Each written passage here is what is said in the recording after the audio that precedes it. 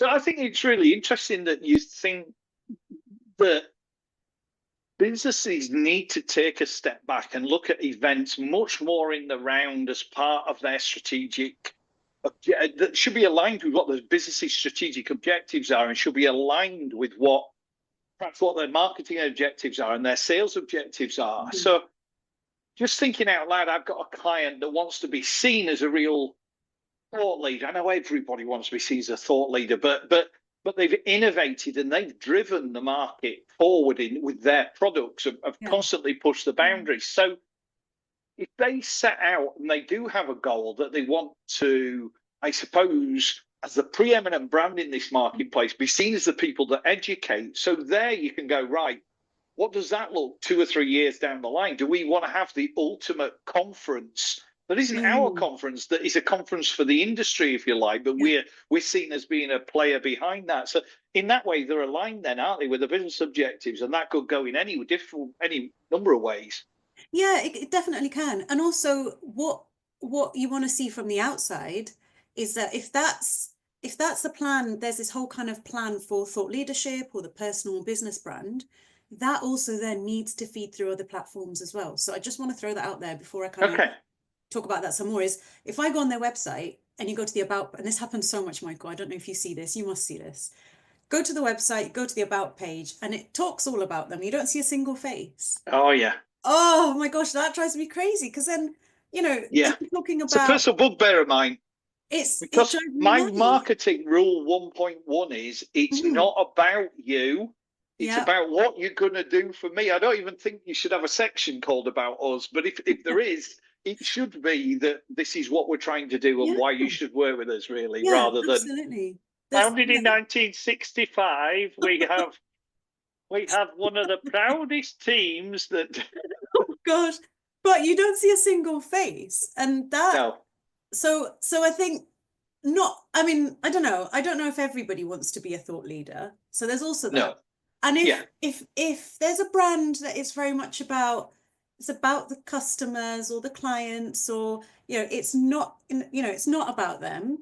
Yeah, I think that's okay as well. It doesn't have to be that everyone wants to have their their face or their self. Well, they could do their version of when Steve Jobs used to launch the iPhone or whatever. They get the customers together. They would get people in the room, and I know there's probably a lot of woo woo woo going on when he was launching the iPhone, etc. in his black polo neck. But if there are significant step changes or significant changes that are happening within a business or its products, and they want to bring people together, then an event could include getting them all to their premises or a hotel, or taking them to, I don't know, Acapulco or wherever you want to take them. And events could encompass that. So it's not just about running webinars online, is it? Events, it could be so many things. I mean, when you think of events, what are the things that come to mind as somebody that does events? I mean, it's a plethora of things, isn't it? It's so much. And once you start to break that down, you realize there is so much to think about, which is why I have this thing that events need to have their own strategy, even if it sits within a wider sales and marketing ops strategy. So when you start breaking it down, you might attend a trade show, you might attend a conference, you might go to a membership event or a networking event. You've got internal events, with the team. You might have team building, you might have internal conferences, training, education. Once you start building things out, plus all the requests that come in throughout the year, take a table at this award ceremony, or come to our exhibition, or there's this key industry event or this big conference.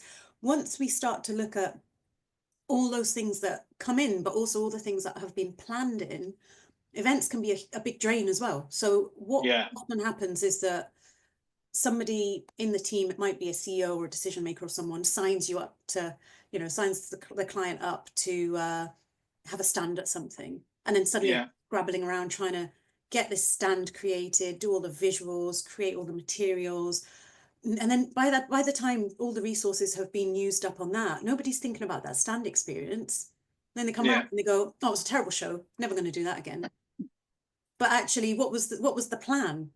Was there a plan? Who went to the show? Who's measuring?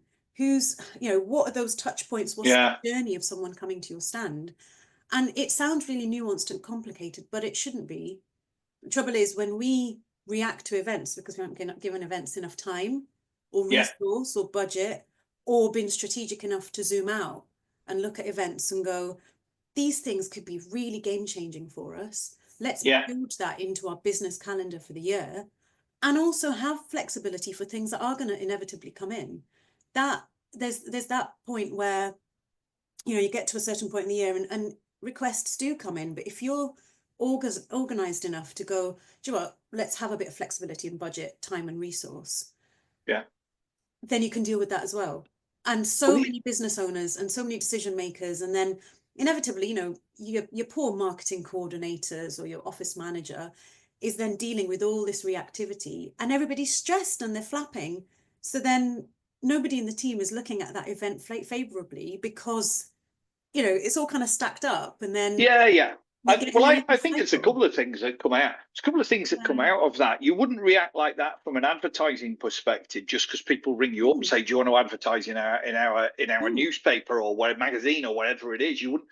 You know, there's a more considered plan that you've taken a look at the year about where do we want to be, and you're also talking about, well, how often do we need to be in to build some real awareness about and to reinforce a message on top of each other and to build that message. So you wouldn't do advertising like that. So why would you do events like that? And that's it. But then when you do get those requests, and I've seen them, I think we've all seen them, but even when the event is planned 6 months in advance, it usually doesn't start getting planned until 4 weeks in advance, and then it becomes the millstone around somebody's neck, if not the whole business's neck, for a number of weeks. Like you say, they get it executed by somebody going the day before to pick something up that needed to be, or something being delivered to the exhibition hall or whatever it is that you do. And then they just go, "Oh, thank goodness that's over." And then they forget about it, and they don't debrief. And they don't look and did we get what we wanted out of it? I see. I'm a big believer. I think we've spoken before, and you've seen Red Arrows thing that I've got, which is about brief, plan, execute, debrief. Right. So what are we trying to do? Right. Here's the plan. Then we execute with honesty and integrity, and we debrief. So for me, that's, if we're running a conference, how do we want our team to interact with the people there? And are they clear on what their brief is? Clear on what their outcome is? And then at the end, we can have a discussion that say, did that work? Did you get great conversations with customers and non-customers? And have we turned that into new opportunities? Or, you know, have they enjoyed themselves as much? It could be anything as an outcome, couldn't it? It could. And that's also really a really good point, actually, is that you look at the run up, you look at the pre-event, then you that's kind of one stage. Your second stage is during, and your third stage is after. So the process for an event should be that. And the people that get into the most, you know, kind of trouble, I would say, in inverted commas, with that kind of churn and that cycle of events are those that don't give their events to, you know, they don't employ an events manager. They, you know, events just they're not owned. So my big thing is that events should be owned, whether it's someone internal or whether it's someone external that you bring in. You have to give events that ownership, because some companies, a lot of our clients have one event a year, Michael, and it's their flagship. You know, it's the big thing that they do, and that's the event that they run. And then on top of that, you think about the other things that they might go to in a year and speak at and sponsor and partner, and, you know, all the different ways that you can get involved in an event. And actually, even if they do have that one flagship event a year, they're involved in events activity throughout the year as well. So it's that you may need an external team once a year for one event, but they might start work on that project 9 months before. You know, we do that with a lot of clients. We start with the abstract management process and early bird registration launches and a process that's been honed because we own that and we drive that forward, so that we don't have clients ending up in that situation where 4 weeks before it's all panic stations. And I had one client who used to traditionally get their HR team to organize their internal conference. They did this for years. And there was just this throwaway comment. It's always throwaway comments. And they went, "Oh, we can't speak to HR for 3 months a year because they're too busy organising our conference. You think, how wasteful is that? You've got 4 or 5 people from HR not doing HR for 3 months Yeah, a year.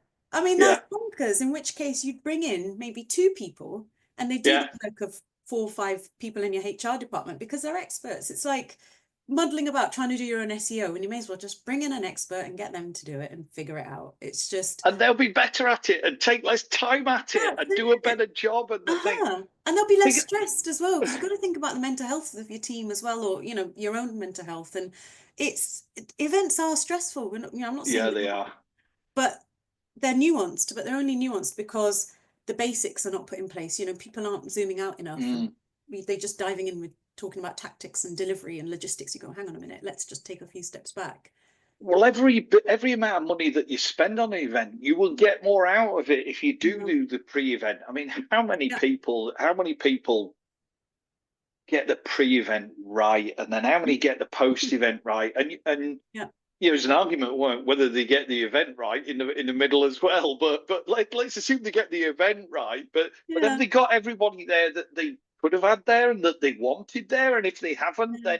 then they've spent all this money on this event and it's not as effective as it could have been because we haven't got all the right people there. And then afterwards, if they go, goodness, that's over, I'm going to go and have a lay Yeah. down in a dark room, and then not follow it up or continue it on or whatever Uh-huh. or Yeah. whatever it is, or they weren't focused on getting the right results out of the event, etc.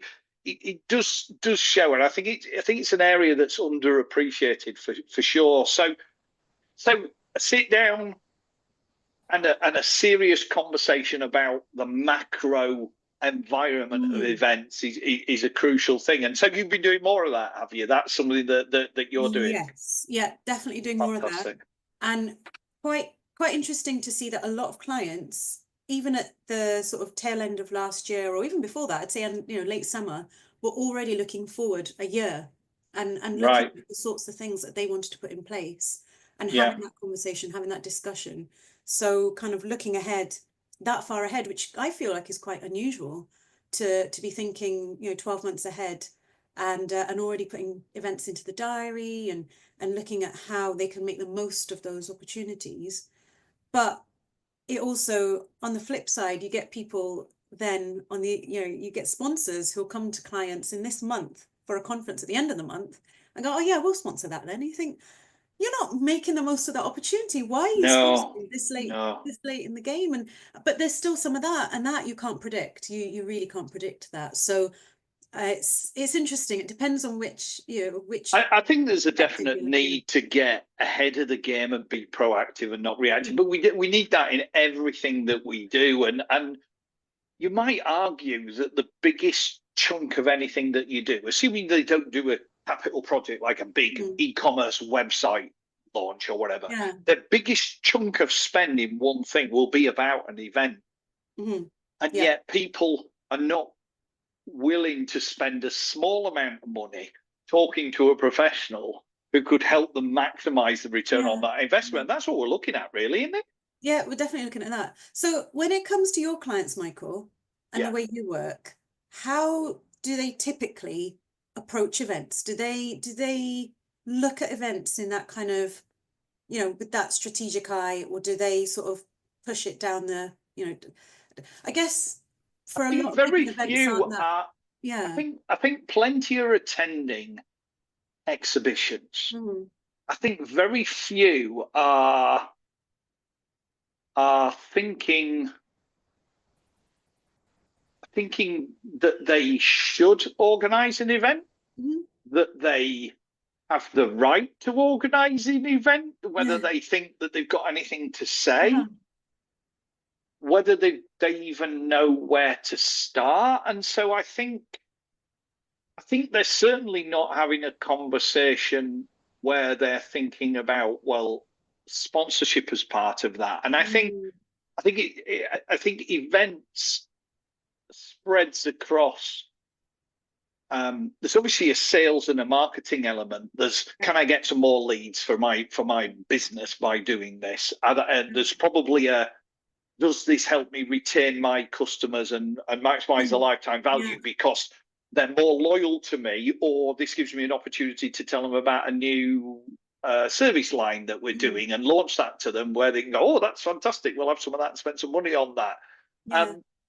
But there's also a public relations, which doesn't need to be just unmeasurable. There is a public relations where we're going, well, do we need to be here to be seen because we're trying to break into a new geographic territory, or we're trying to create, we're now in this service line and we need to be at this industry and tell them that we were brilliant here and we're going to be brilliant here. So I just don't think that I don't think that marketing people, as well as business owners, think broadly enough about events. But I'm probably that's no surprise to you. Not a surprise, no, not at all. And that again, in a lot of businesses, you've got representation from a marketing person, a salesperson, or a team. Right. Events are not always represented in businesses, particularly smaller ones, which is completely understandable as well, because they don't have a need for a full-time or an employed event manager. It's one of these things that sometimes feels like it's a nice to have, but again, like we said, events are so essential, breaking into new markets. So expensive as well. Why would you waste the money about, not spend it appropriately? But the step before organizing and spending all that money on creating your own events is, and one of the best ways, if you're breaking into a new market, new sector, you're diversifying or going to a new geography, is to piggyback with a partner in an existing area, or a well-known partner that has a well-known event. Small ways, sponsor a drinks reception, or become a headline sponsor if you've got the resource and the budget, or just take those kind of small steps. What I always say with events is, rather than just leaping in and taking on all that risk, is take the baby steps and take your time with something. And if you're not ready, you're not prepared, you don't have the resources, you don't have the budget to put on your own events, there are so many other ways that you can get involved. You can go to a trade show, and instead of committing to a big, huge, all singing, all dancing custom stand, you could have a little area in a startup pod, or in a startup stage or area. And sort of try and find ways to build on that. And then when you start to look at that plan year on year, or at a certain point, you can go, right, okay, we're now ready to maybe put someone on the speaker program, and we'll put a CEO up there. So my advice is always to not just jump in and commit to all this stuff, because of course it's going to be overwhelming, and of course it's going to be expensive, and then everybody's going to hate events in your business. What you want to do is you want to start small, you want to build something really sustainable and solid, and then build out from that. Okay. So it's definitely, and that's event strategy. That's about looking at it for event strategy. But looking at it from a macro level with somebody that understands the whole piece. I think it's fascinating, and definitely the way that we should go.